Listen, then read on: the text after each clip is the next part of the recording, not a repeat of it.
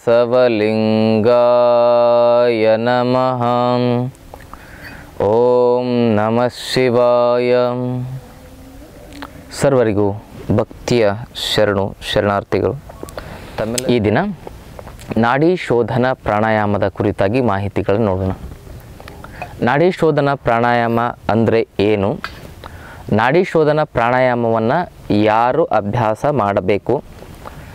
ನಾಡಿ ಶೋಧನ ಪ್ರಾಣಾಯಾಮವನ್ನು ಯಾವಾಗ ಅಭ್ಯಾಸ ಮಾಡಬೇಕು? ನಾಡಿ ಶೋಧನ ಪ್ರಾಣಾಯಾಮದ ವೈಜ್ಞಾನಿಕತೆ ಏನು? ನಾಡಿ ಶೋಧನ ಪ್ರಾಣಾಯಾಮವನ್ನು ಹೇಗೆಲ್ಲ ಅಭ್ಯಾಸ ಮಾಡಬಹುದು? ಹೀಗೆ ನಾಡಿ ಶೋಧನ ಪ್ರಾಣಾಯಾಮದ ವಿವರಣೆಯನ್ನು ನೋಡೋಣ. ಈ ಪ್ರಾಣಾಯಾಮಕ್ಕೆ ಹೆಸರೇನಿದೆ ಅಂದರೆ ನಾಡಿ ಶೋಧನ. ಅರ್ಥ ನಾಡಿಗಳ ಶುದ್ಧೀಕರಣ. ನಾಡಿಗಳು ಅಂತ ಹೇಳಿದ್ರೆ ಏನು? ಪ್ರಾಣವಾಹಕಗಳು. ಬಹಳ ಜನ ನಾಡಿಗಳು ಅಂದರೆ ನರಗಳು ಅಂತ ತಿಳ್ಕೊಂಡಿದ್ದಾರೆ.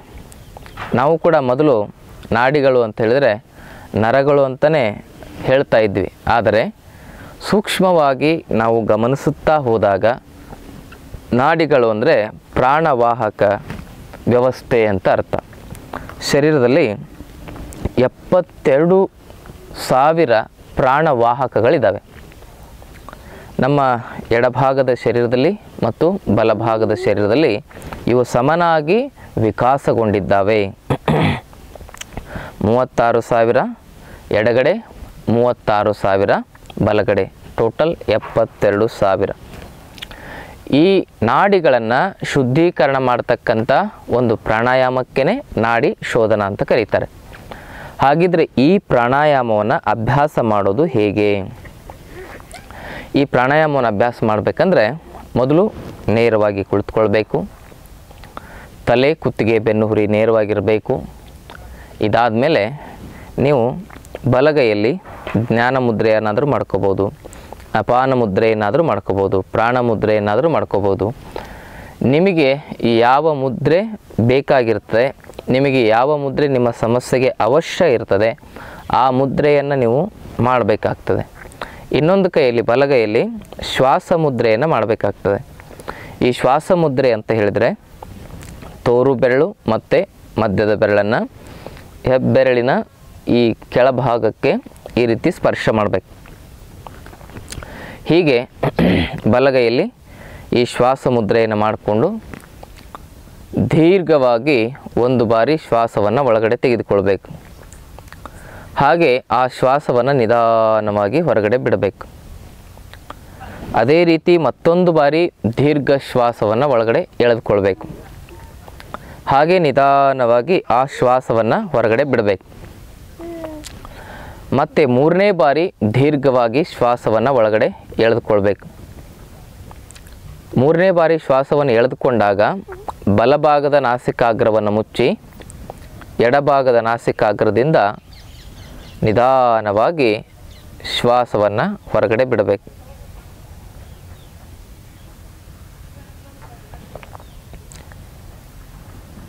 ಹೀಗೆ ನಿಧಾನವಾಗಿ ಹೊರಗಡೆ ಬಿಟ್ಟಾಗ ಮತ್ತೆ ಎಡಗಡೆನೇ ಶ್ವಾಸವನ್ನು ಒಳಗಡೆ ತೆಗೆದುಕೊಳ್ಬೇಕು.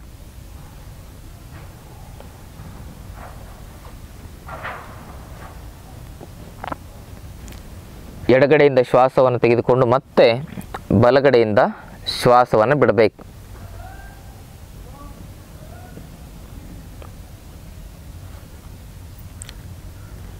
ಮತ್ತೆ ಬಲಗಡೆಯಿಂದನೇ ಶ್ವಾಸವನ್ನು ನಿಧಾನ ತೆಗೆದುಕೊಳ್ಬೇಕು.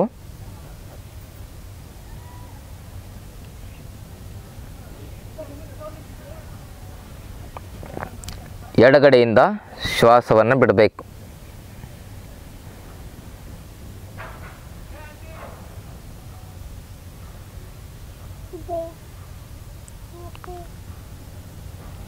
ಮತ್ತೆ ಎಡಗಡೆಯಿಂದನೇ ಶ್ವಾಸವನ್ನು ನಿಧಾನವಾಗಿ ತೆಗೆದುಕೊಳ್ಬೇಕು.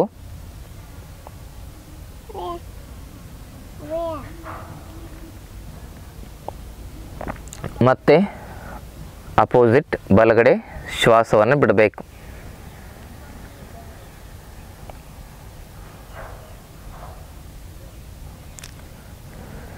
ಮತ್ತೆ ಬಲಗಡೆಯಿಂದನೇ ಶ್ವಾಸವನ್ನು ನಿಧಾನವಾಗಿ ತೆಗೆದುಕೊಳ್ಬೇಕು.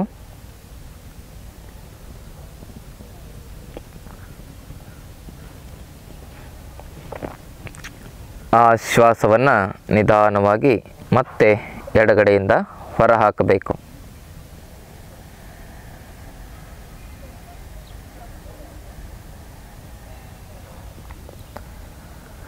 ಹೀಗೆ ಎಡಗಡೆಯಿಂದ ಹೊರಹಾಕ್ತಾ ಈ ಪ್ರಾಣಾಯಾಮವನ್ನು ಮುಕ್ತಾಯ ಮಾಡಬೇಕು. ಪ್ರಾರಂಭ ಮಾಡೋದು ಕೂಡ ಎಡಗಡೆಯಿಂದನೇ, ಕೊನೆ ಮಾಡೋದು ಕೂಡ ಎಡಗಡೆಯಿಂದನೇ. ಒಟ್ಟಿನಲ್ಲಿ ಈ ಪ್ರಾಣಾಯಾಮದಲ್ಲಿ ಮುಖ್ಯವಾಗಿ ಗಮನಿಸಬೇಕಾಗಿರ್ತಕ್ಕಂಥದ್ದು ಏನು ಅಂದರೆ, ಎಡಗಡೆಯಿಂದ ಬಿಡ್ತಾ ಎಡಗಡೆ ತೆಗೆದುಕೊಳ್ಬೇಕು, ಬಲಗಡೆಯಿಂದ ಬಿಡ್ತಾ ಬಲಗಡೆ ತೆಗೆದುಕೊಳ್ಬೇಕು. ಯಾವ ಕಡೆಯಿಂದ ಶ್ವಾಸವನ್ನು ಹೊರಗಡೆ ಹಾಕ್ತೀವಿ ಅದೇ ಕಡೆ ಶ್ವಾಸವನ್ನು ಒಳಗಡೆ ತೆಗೆದುಕೊಳ್ಬೇಕು. ಯಾವ ಕಡೆಯಿಂದ ಶ್ವಾಸವನ್ನು ಒಳಗಡೆ ತೆಗೆದುಕೊಳ್ತೇವೆ ಅದರ ವಿರುದ್ಧ ದಿಕ್ಕಿನಲ್ಲಿ ಶ್ವಾಸವನ್ನು ಬಿಡಬೇಕು. ಈಗ ಎಡಗಡೆಯಿಂದ ಶ್ವಾಸ ಬಿಟ್ಟಾಗ ಪುನಃ ಎಡಗಡೆಯಿಂದನೇ ಶ್ವಾಸ ತೆಗೆದುಕೊಳ್ಳೋದು, ಎಡಗಡೆಯಿಂದ ಶ್ವಾಸ ತೆಗೆದುಕೊಂಡಾಗ ಬಲಗಡೆಯಿಂದ ಶ್ವಾಸವನ್ನು ಬಿಡೋದು, ಮತ್ತು ಬಲಗಡೆಯಿಂದ ಶ್ವಾಸವನ್ನು ಬಿಟ್ಟಾಗ ಪುನಃ ಬಲಗಡೆಯಿಂದನೇ ಶ್ವಾಸವನ್ನು ಒಳಗಡೆ ತೆಗೆದುಕೊಳ್ಳೋದು, ಬಲಗಡೆಯಿಂದ ಶ್ವಾಸ ತೆಗೆದುಕೊಂಡಾಗ ಪುನಃ ಎಡಗಡೆಯಿಂದ ಶ್ವಾಸವನ್ನು ಬಿಡೋದು, ಎಡಗಡೆಯಿಂದ ತೆಗೆದುಕೊಂಡು ಬಲಗಡೆ ಬಿಡೋದು, ಬಲಗಡೆಯಿಂದ ತೆಗೆದುಕೊಂಡು ಎಡಗಡೆ ಬಿಡೋದು. ಹೀಗೆ ಎಡದಿಂದ ಬಲಕ್ಕೆ, ಬಲದಿಂದ ಎಡಕ್ಕೆ ನಮ್ಮ ಶ್ವಾಸ ಪ್ರಶ್ವಾಸವನ್ನು ನಾವು ಏನು ಮಾಡಬೇಕು, ಕನ್ವರ್ಟ್ ಮಾಡ್ತಾ ಹೋಗಬೇಕು. ಎಡದಿಂದ ಬಲಕ್ಕೆ, ಬಲದಿಂದ ಎಡಕ್ಕೆ ಶ್ವಾಸವನ್ನು ಪರಿವರ್ತನೆಗೊಳಿಸೋದು. ಹೀಗೆ ಮಾಡ್ತಾ ಹೋದರೆ ನಮ್ಮಲ್ಲಿ ಇಡ, ಪಿಂಗಳ, ಸುಷುಮ್ನ ನಾಡಿಗಳು ಜಾಗೃತವಾಗ್ತವೆ. ಶರೀರದಲ್ಲಿ ನಾನು 72,000 ನಾಡಿಗಳಿದ್ದಾವೆ ಅಂತ ಹೇಳಿದೆ. ಆ 72,000 ನಾಡಿಗಳಲ್ಲಿ ಬಹಳ ಪ್ರಮುಖವಾಗಿರ್ತಕ್ಕಂಥ 3 ನಾಡಿಗಳಿದ್ದಾವೆ. ಅವುಗಳಿಗೆ ಇಡ, ಪಿಂಗಳ, ಸುಷುಮ್ನ ಅಂತ ಕರೀತಾರೆ. ಇಡ ನಾಡಿ ನಮ್ಮ ಬೆನ್ನು ಹುರಿಯ ಎಡಭಾಗದಲ್ಲಿರ್ತದೆ, ಅದರ ಕನೆಕ್ಷನ್ ನಮ್ಮ ಎಡಭಾಗದ ನಾಸಿಕಕ್ಕೆ ಇರ್ತದೆ.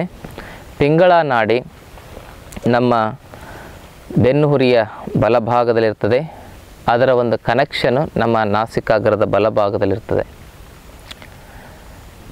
ಈ ಒಂದು ಎಡಭಾಗದ ನಾಡಿಗೆ ಚಂದ್ರನಾಡಿ ಅಂತ ಕರೀತಾರೆ, ಬಲಭಾಗದ ನಾಡಿಗೆ ಸೂರ್ಯನಾಡಿ ಅಂತ ಕರೀತಾರೆ.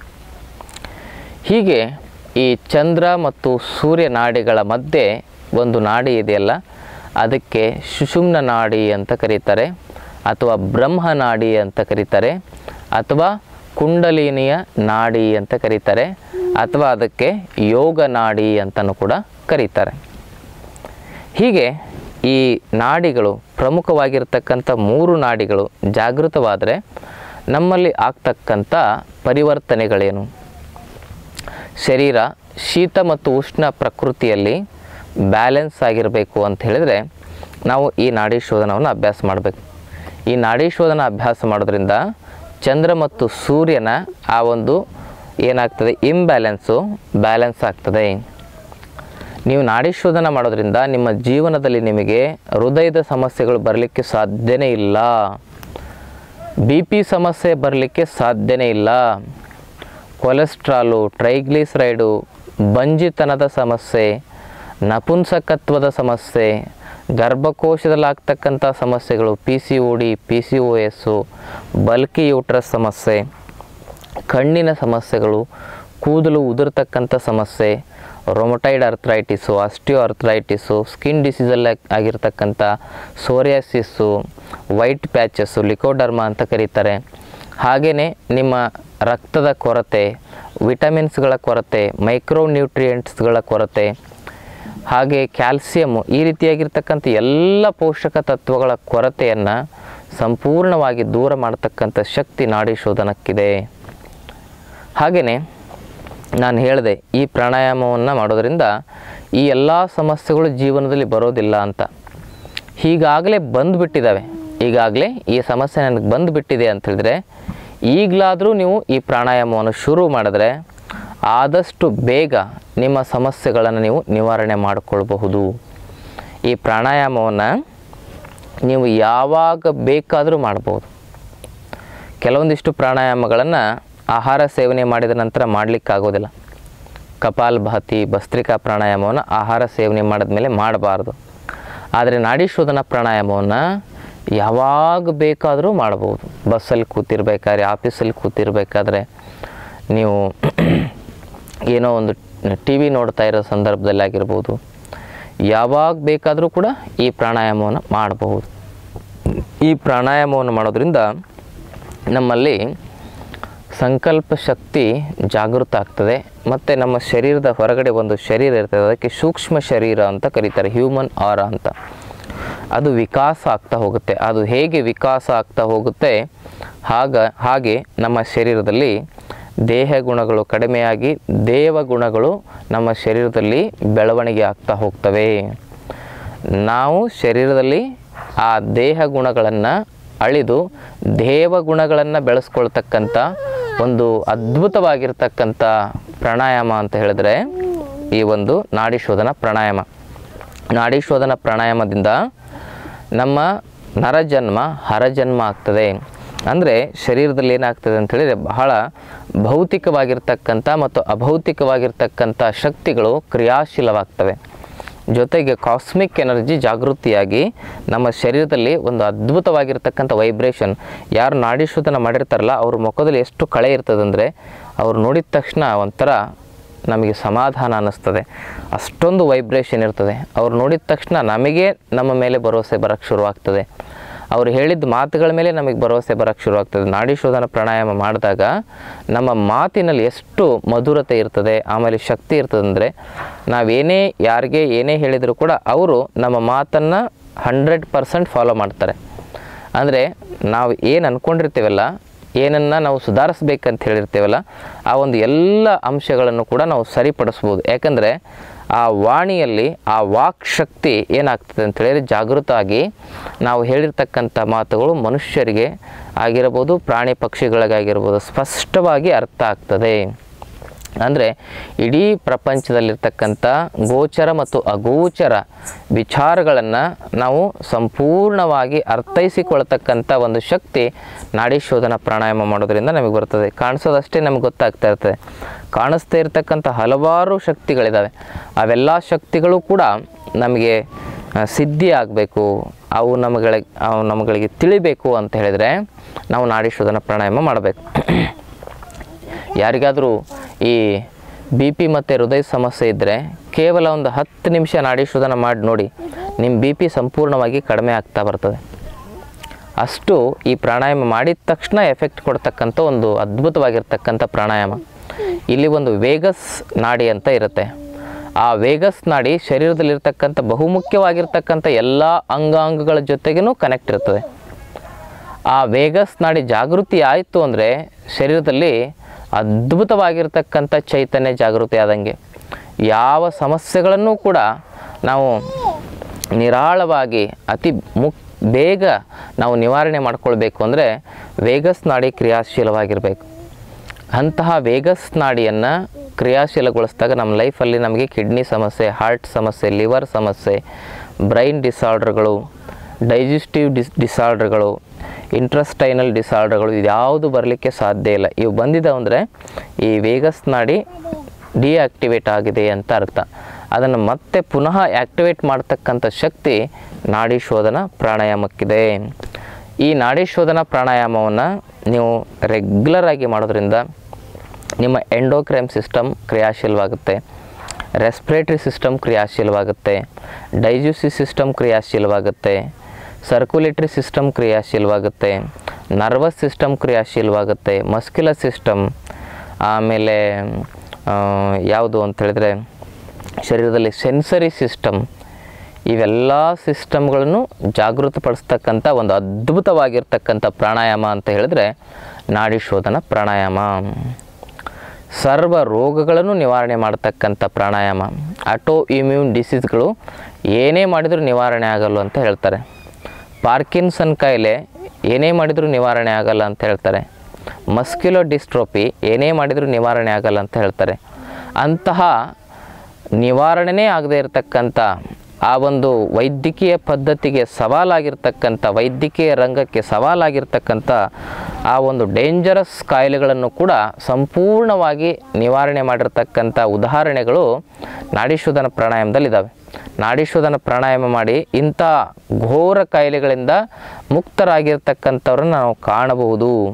ಇಂಥ ಭಯಾನಕ ಕಾಯಿಲೆಗಳಿಂದ ನಮ್ಮನ್ನು ರಕ್ಷಣೆ ಮಾಡ್ತಕ್ಕಂಥ ಆ ಸಮಸ್ಯೆಗಳಿಂದ ನಮ್ಮನ್ನು ಮುಕ್ತಗೊಳಿಸ್ತಕ್ಕಂಥ ಶಕ್ತಿ ನಾಡಿ ಶೋಧನ ಪ್ರಾಣಾಯಾಮಕ್ಕಿದೆ. ಆದರೆ ಒಂದೇನು ಅಂದರೆ ನಾಡಿ ಶೋಧನ ಪ್ರಾಣಾಯಾಮವನ್ನು ಸಮಸ್ಯೆಗಳಿರೋರು ಹೆಚ್ಚು ಹೊತ್ತುಗಳ ಕಾಲ ಮಾಡಬೇಕು.